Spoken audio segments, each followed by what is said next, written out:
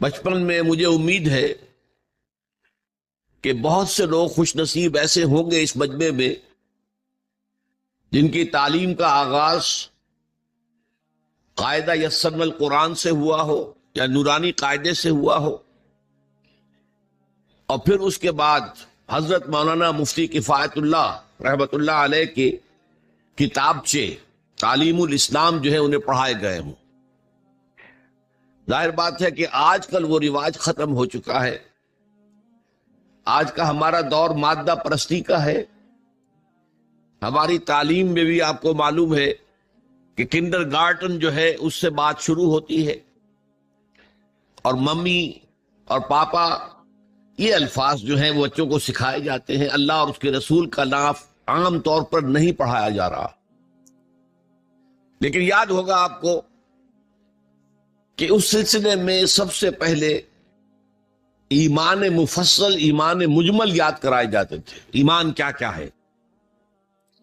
پھر 6 کلمے پڑھائے جاتے تھے۔ یہ 6 کلمے یوں سمجھیے کہ اسلام کی تعلیمات کا لب لباب اور خلاصہ ہے۔ ان میں سے پہلے 2 کلمے کیا ہیں جو اہم ترین ہیں؟ کلمہ طیبہ لا الہ الا اللہ محمد الرسول اللہ صلی اللہ علیہ وسلم، یہ مختصر ترین کلمہ ہے، اسے ہم کلمہ طیبہ کہتے ہیں۔ اور یہ سمجھیے کہ ہمارے دین کی جڑ اور بنیاد اور اساس ہے۔ دوسرا کلمہ اسی میں لفظ شہادت کا اضافہ ہو کر اشہد ان لا الہ الا اللہ واشہد ان محمد الرسول اللہ صلی اللہ علیہ وسلم۔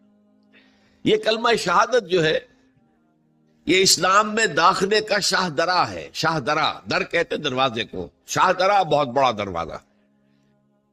جو لوگ دلی سے واقف ہیں انہیں یاد ہوگا، معلوم ہوگا کہ دلی جو ہے وہ جمنا ندی یا جمنا دریا کے مغرب میں واقع ہے، اور مشرق سے جو بھی آتا ہے یو پی سے، اس کو پہلے ایک قصبے سے گزرنا پڑتا ہے، جس کے بعد پل آتا ہے جمنا کا، اور اس قصبے کا نام ہے شاہدرہ پانی۔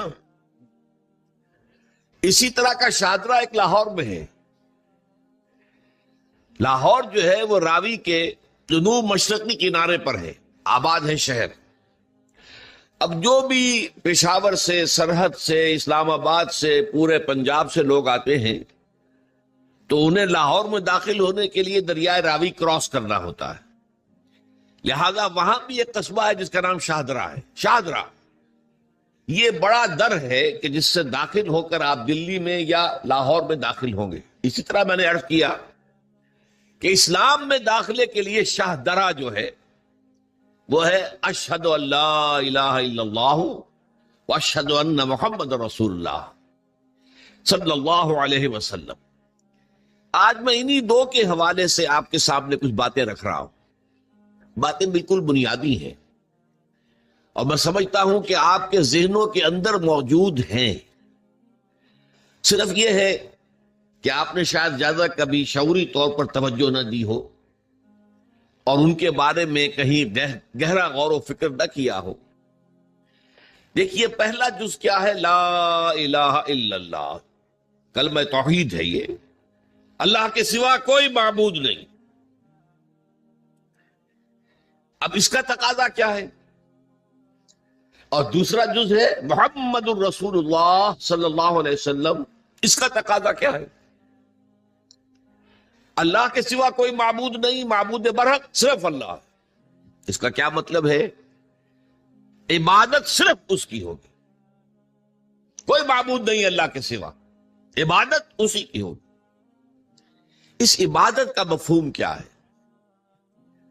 قرآن مجید میں بہت سے انبیاء کی اور رسولوں کی دعوت بیان ہوئی، اور نام بنام کہا گیا۔ ان کی دعوت کیا تھی؟ ان اعبدوا اللہ ما لکم من الہ غیرہ، اللہ کی عبادت کرو، تمہارا کوئی الہ اس کے سوا نہیں۔ اس کے ساتھ ہی بعض صورتوں میں ایک لفظ کا اضافہ ہوتا ہے۔ سورہ شعراء میں ان اعبدوا اللہ واطیعون، عبادت اللہ کی کرو، میری اطاعت کرو۔ تو اللہ کی عبادت کیا ہے جس کے لیے سورہ زاریات میں فرمایا وَمَا خَلَقْتُ الْجِنَّ وَالْإِنسَ إِلَّا لِيَعْبُدُونَ، میں نے نہیں پیدا کیا ہے جنوں اور انسانوں کو مگر صرف اس لیے کہ میری عبادت کریں. تو معلوم ہوا کہ لا الہ الا اللہ کا تقاضا کیا ہے؟ ہمہ تن ہمہ وقت اللہ کی عبادت. یہ عبادت کیا ہے؟ بدقسمتی سے مسلمانوں پر جو زوال آنا شروع ہوا خلافت راشدہ کے بعد سے، ایک زوال اسلام کا شروع ہو گیا، اگرچہ مسلمانوں کا تو عروج جاری رہا. دور بنو امیہ میں، دور بنو عباس میں دنیاوی اعتبار سے سطوت، شان اور شوکت بڑھتی چلی گئی، لیکن اسلام جو ہے اس کے اندر زوال شروع ہو گیا. سب سے پہلا زوال کیا آیا؟